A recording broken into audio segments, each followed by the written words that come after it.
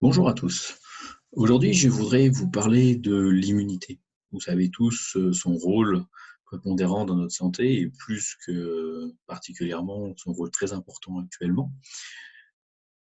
Et donc, je voulais, avant d'expliquer un petit peu plus les facteurs influents, revenir sur ce qu'est l'immunité, sur quel est son rôle, voilà, assez brièvement.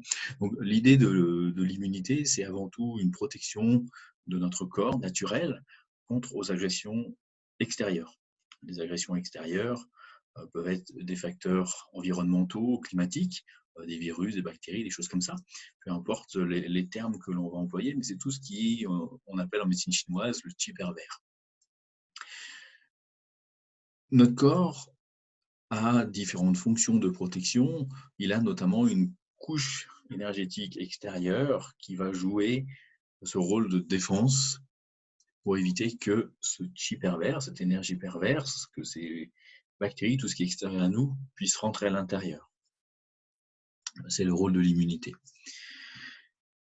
Plus cette défense est importante et plus on sera résistant, on sera à même de faire face à tous ces paramètres extérieurs qui viennent nous agresser et qui, derrière, vont tendre à nous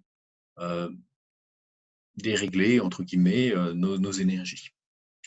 Voici quelques facteurs influents sur l'immunité. On va retrouver d'abord, bien évidemment, notre constitution personnelle. Nous avons tous une propre histoire personnelle qui font que on est plus ou moins fragile, plus ou moins sensible à certains paramètres que d'autres. Donc notre immunité sera plus ou moins bonne et sera surtout différente d'un individu à un autre.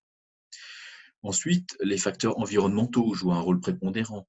Notamment, on pense tout de suite à la pollution. La pollution va jouer un rôle très, très affaiblissant, agressif, qui va faire que notre immunité va chuter et donc on va se retrouver plus vulnérable à toutes les bactéries, changements climatiques, virus, etc. Ensuite, notre alimentation. Notre alimentation joue également un rôle très très important dans la bonne santé, on va dire, de notre immunité. Et à l'inverse, un déséquilibre alimentaire va également jouer le rôle inverse, affaiblissant pour l'immunité. Enfin, toutes les émotions. Toutes les émotions, alors les émotions négatives vont jouer un rôle impactant sur notre immunité, va affaiblir, va faire chuter, effondrer notre système immunitaire, tout comme des émotions positives vont jouer le rôle inverse. Alors les émotions négatives, on peut en citer quelques-unes. La première est peut-être la plus importante, la plus figeante, la plus déstructurante, c'est la peur. On va trouver également les angoisses, la rumination, le stress, la colère, la tristesse, voilà, etc. Quelques émotions pour vous citer que quelques-unes sur ces émotions négatives. Alors vous allez me dire, oui, tout ça c'est bien gentil, mais maintenant, comment je peux influencer positivement mon immunité, comment je peux la renforcer?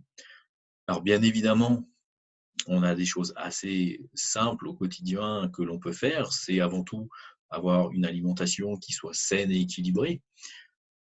Ça veut dire manger des légumes en quantité, éviter tous les produits transformés au maximum, ayez plutôt une alimentation qui soit basée sur des produits peu raffinés, des produits qui sont peu cuisinés, que vous allez en fait mettre en œuvre vous-même, ce qui va nécessiter en fait juste une ou deux transformations, limiter la quantité de sucre, de sel, éviter les excès tout simplement.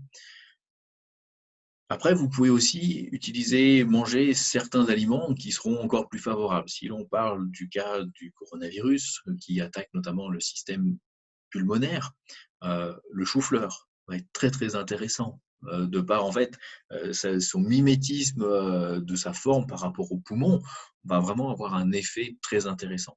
On va retrouver également, mulberry ou les mûres blanches, donc ces petits fruits un peu qu'on le retrouve sous forme sèche, qui, si on regarde bien, a également une similitude assez forte avec le poumon. Voilà, ça ne qu'en citer que deux, mais on en trouve également plein d'autres. Après, c'est faire appel et consommer régulièrement des compléments alimentaires. Ces compléments, en fait, vont jouer un rôle d'équilibre par rapport à des carences, des manques qui apparaissent de par notre alimentation habituelle. On va retrouver la vitamine C, la vitamine D par exemple, on peut en avoir plein d'autres bien évidemment. Le rôle des huiles également que l'on et des oléagineux de manière générale. On a toujours tendance à dire, «Oui, mais consommer de l'huile, des oléagineux, c'est mauvais, pour la santé, ça va nous faire prendre du poids». Ce qui est, en fait une fausse idée. Vous pouvez en consommer et vous devez d'ailleurs en consommer régulièrement, alors encore une fois, sans excès, de façon à amener suffisamment d'huile, de corps gras dans votre organisme pour nourrir les membranes cellulaires. Il faut bien comprendre qu'une cellule, c'est un noyau avec tout autour une petite membrane, et cette membrane n'est que du gras, oméga 3, oméga 6, oméga 9. Et donc, c'est très important d'apporter du gras à notre organisme à travers les huiles, à travers les oléagineux. Les oléagineux, en plus, sont très intéressants pour amener plein d'autres choses, d'autres sources de nutriments, de vitamines, de minéraux, donc ils vont venir équilibrer, renforcer l'organisme. Après, vous pouvez également jouer sur de l'équilibrage énergétique, puisque tout est énergie dans notre corps, tout est énergie dans ce monde. Le but étant de rebalancer, de rééquilibrer notre énergie de façon à redonner tout le potentiel à notre organisme, à notre défense immunitaire. Utiliser, faire appel, pratiquer régulièrement la méditation, le qigong. Et un élément également très important, prendre le temps de respirer.